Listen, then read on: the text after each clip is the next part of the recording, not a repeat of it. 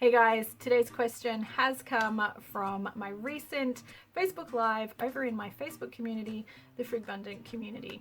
So let's go and take a look at that video.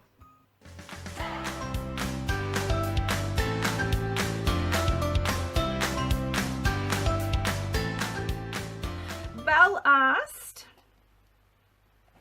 she's interested to learn more about how we meal plan and particularly how we keep our dinners to under $10.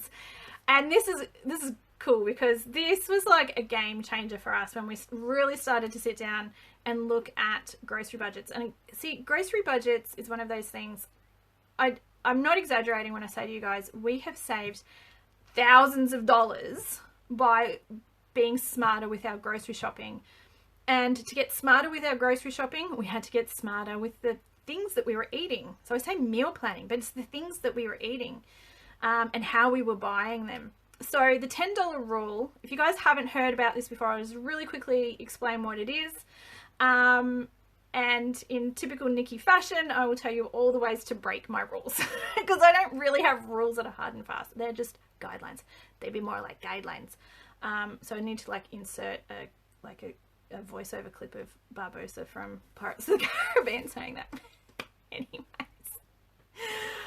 the $10 dinner rule, the basic idea is if you really want to start reining in your grocery budget, we need to be thinking about not only the individual items that we buy, so we want to be getting the best price that we can on the individual items, but we also want to be thinking about a slightly larger scale, which is the meals that we are creating. So it's all well and good to go and shop the specials and really frugal meals, really frugal ingredients.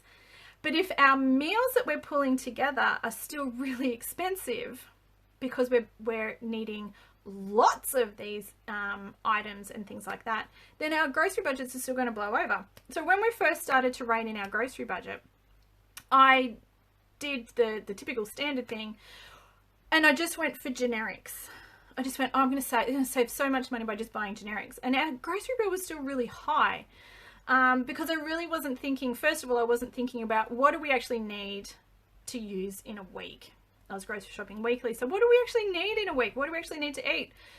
So that's when I started to look at individual meals. Well, what do we need for breakfast? What do we need for lunch? What are we going to have for snacks? And what are we going to do for dinners?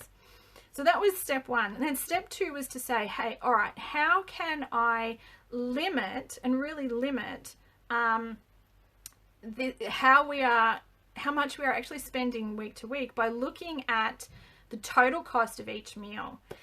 And to be totally fair and totally honest, I don't do a cost breakdown of every single meal that goes onto our grocery budget. What I do is I look at an average. I say, if I'm going to take $150 and I'm going to sort of split it down the guts, about 70 of it, about half of it is probably going to go towards dinners because they are our more expensive meals. Breakfast and lunch and snacks, well, snacks are pretty much just fruit.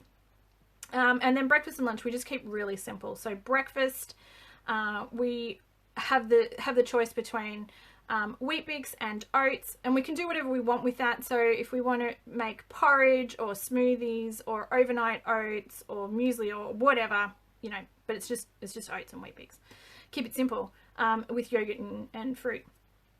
And then lunches again are really, they're quite simple. We keep them quite basic. So then I'm looking at our dinners because that's where everything was blowing out. And so what I wanted to do was work out how can I do 7 dinners for like $70. And that's where that's basically where the $10 meal came, the $10 rule came from. So what I would say to people is be flexible with that number.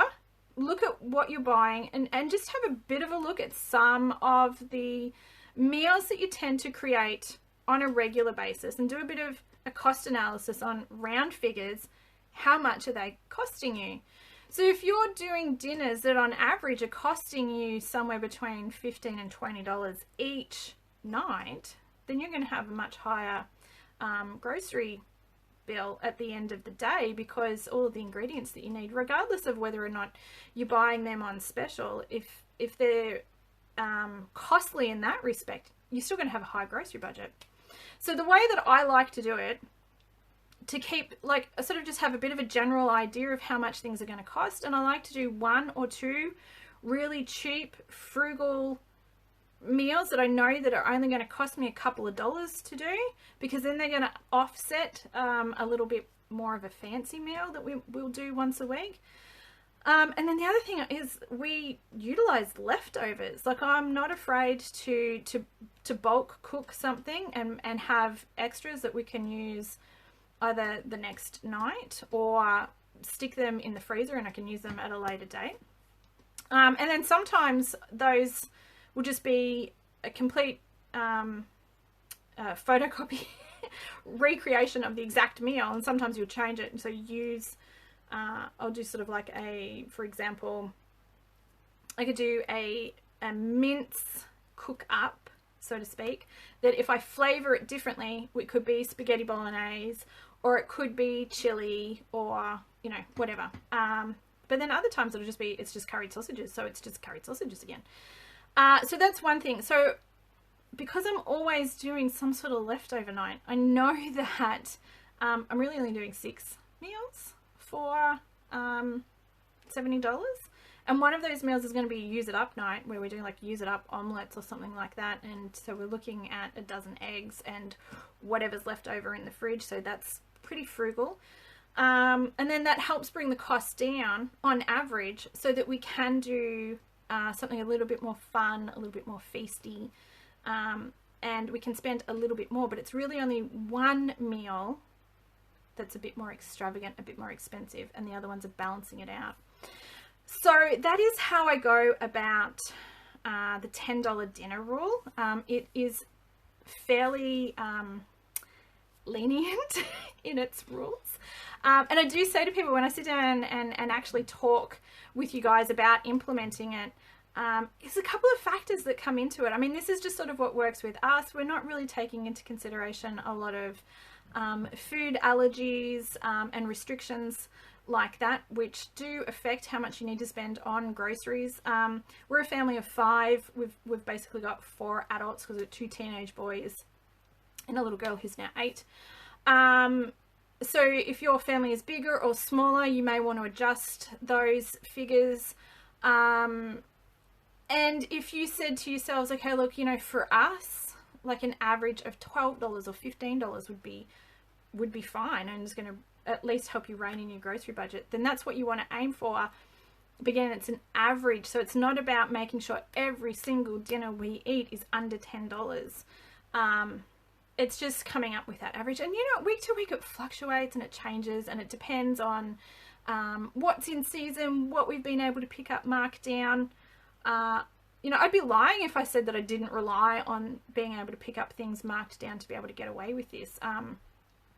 It is certainly a really important thing that factors into us, is that we seem to have quite good luck when it comes to buying meat in particular that is half price or less. Yeah, that is a huge factor that does come into it. But it's just one of those things. We all have advantages that we can take advantage of. I don't think I said that the right way, but you guys know what I mean. Use the things that you have in your life to your advantage to get forward. Don't use it as an excuse if you don't have quite the same, perhaps, you know, privileges that I do when it comes to grocery shopping. Don't let that be a hindrance. Do the best that you can. Maybe you can make up with it in a different area where I can't. And it all balances out in the long run, in the wash. The idea is that we just want to live simply, frugally.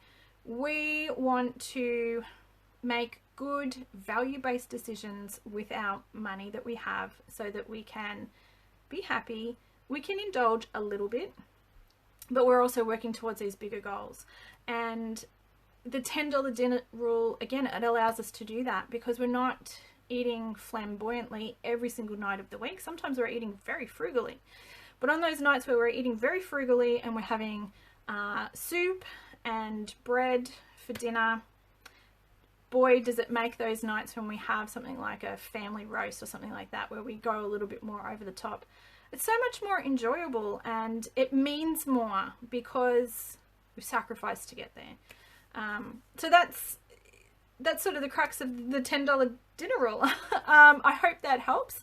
What I'm thinking about doing, guys, if it sort of helps, I mean, like, we had to learn, I had to learn,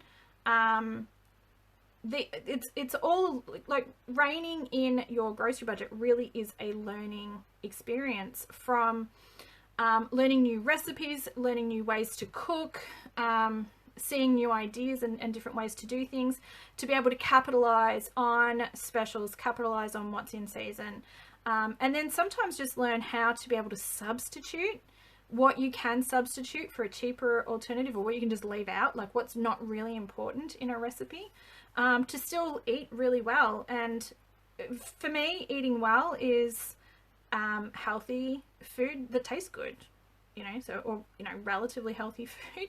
I know healthy is, I did say that in a post earlier this week. I'm like, you know, eating well is a really relative term. What I think is eating well could be completely different to somebody else's idea of eating well. But yeah, that's what it sort of comes down to. So, you know, later on down the track, if we upped our $10 dinner rule or lowered it, really wouldn't matter in the long run. The idea is that we're looking at ways that we can help rein in and then maintain and contain how much we are spending in various areas of our budget. And this is just one of the ways that we can do it. So I think I completely skipped over what I was trying to say, which is one of the things I'm going to start trying to do on the blog is putting up some recipes that can just give you guys some inspiration. It's really, really hard, and I sort of started doing it and then I stopped doing it, because a lot of how we come to the cost breakdown of our meals, it really is dependent on being able to pick up things in season and all of those sorts of things. So it's not necessarily a fair and easy way to do recipes, because what I can pick up on special one month, you know, you look at even the price of carrots goes up and down. Like, it's carrots. You grow carrots year round. How can they go from being 99 cents a kilo to $2 a kilo? I don't know. But so it really depends on what you can pick up at what time, but it can give you guys some ideas and some inspiration, and then you guys can take it and run with it. So if they are the sorts of things that would help you, just to get a bit of an idea of how you can do this, I'd be really happy to do that. So let me know in the comments if recipes with actual cost breakdowns is something that you guys would be interested in. Hey, thanks for watching. If you enjoyed this video, I would love for you to come and join us for our next Q&A over in our Facebook group. It is totally free to join, and I would love to hang out with you and get to know you a little bit better over there. I'm going to leave a link to the Frugbundant community on Facebook in the description below. All you need to do is click the link and say g'day. Oh hey, and don't forget, if you did find today's video useful, if you could please give it a thumbs up, that would be fantastic, and it really does help me know what kind of content you guys are enjoying. Don't forget, you can also hit that subscribe button down below so you can stay up to date with all of my latest content. I do have heaps of new videos in the works for you guys, so you too can get more bang for your buck, so you can live the life you want. Alright, I hope to see you in the next video. Bye!